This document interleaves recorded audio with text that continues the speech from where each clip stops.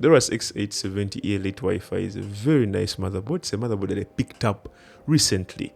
There's a high-end build I'm planning for, and I'm waiting for parts to come in, processor, GPU, and just so happens the motherboard came in really quick, which I didn't expect, and I couldn't hold myself. I had to really tell you guys. This board is solid. It's an AORUS board. X870E standing for the extreme version of the boards. The Wi-Fi 7, I think it is just advertising, to be honest, because I've seen that before. So it supports the Ryzen 9000 series. It supports DDR5 only. It's a very good board for overclocking, not to the extreme levels, but I believe it can handle some good overclocks on your AMD CPUs. It supports PCIe 5.0.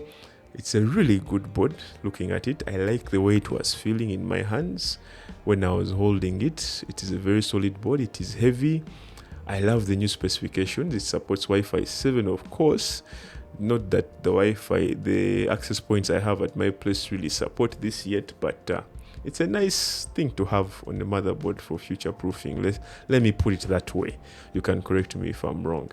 But one thing I like about the board, AORUS updated their BIOS. The BIOS looks really beautiful, and I like the way I can save my BIOS settings within the hard drive that I have on my PC or within the BIOS memory itself. Maybe what I can add on this is the new Gigabyte Control Center. It may be new to me. I think it has been around for a while, but it's actually well centered. Everything is in one place. I don't have to really go into BIOS to do my settings unless I'm doing XMP. I like the way they are updating it, and they're trying to compete with other companies that have really perfected their control center software.